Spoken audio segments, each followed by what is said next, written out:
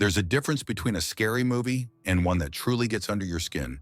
These 6 movies aren't easy to forget, but watching them once is often more than enough. Eden Lake, directed by James Watkins, is short, simple, and absolutely brutal. The story follows a couple, played by Kelly Riley and Michael Fassbender, on a romantic weekend getaway. But things quickly take a dark turn when they cross paths with a group of violent teenagers, led by Jack O'Connell's character Brett. The film is grim, disturbing, and hard to shake. It builds tension slowly, creating a constant sense of unease before exploding into raw violence. Watkins wastes no time making the audience uncomfortable, and the cruelty only escalates. Jack O'Connell delivers a terrifying performance as a truly sadistic figure. He doesn't just lash out, he humiliates, torments, and destroys anything in his way. Eden Lake is not easy to watch, and that's exactly the point. If you think you've seen it all, this one will challenge that. The Human Centipede is widely considered one of the most disturbing films ever made. Unlike the first movie, which was praised for its originality, the sequel was banned in multiple countries and required over 30 cuts to get released in the UK. In the US, barf bags were handed out at screenings. This time, the film doesn't hold back.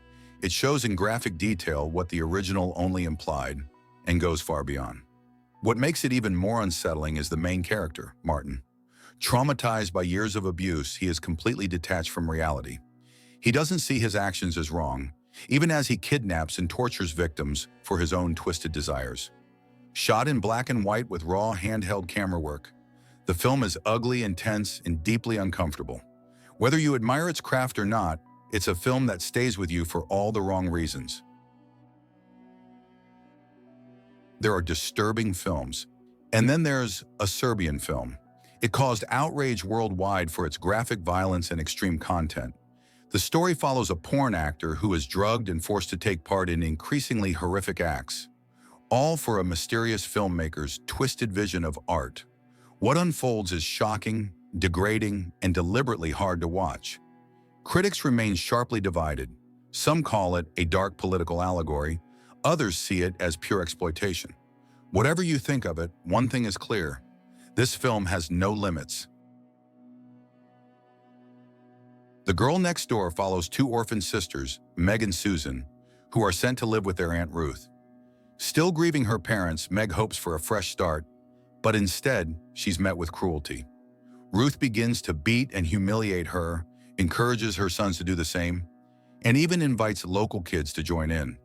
Meg is tied up in the basement, left without food or water, and burned with cigarettes. Her disabled sister Susan is also abused whenever Meg resists. Ruth's sadism grows more brutal with each day, with no one willing to stop her. The Girl Next Door is adapted from Jack Ketchum's novel, inspired by the real-life murder of Sylvia Likens in 1965. A case so horrific it was called the most terrible crime ever committed in the state of Indiana.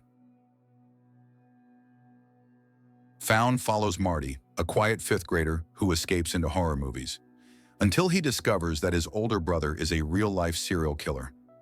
Based on the novel by Todd Rigney, the film explores how violence and horror affect young minds. But it doesn't blame the genre.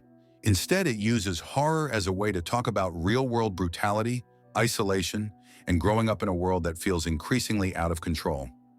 Director Scott Shermer touches on censorship, moral panic, and the ongoing fear that horror corrupts youth. But at its core, Found is a raw and emotional portrait of a boy losing his innocence. Though its graphic violence limited its reach, the film struck a chord with many horror fans and became a quiet cult favorite because of its honesty, not in spite of it. For those who can endure it, Martyrs raises disturbing questions about suffering, belief, and the viewer's role. It's not just hard to watch, it's hard to forget. The film opens with a shocking scene. A young woman murders a seemingly normal family, including their children.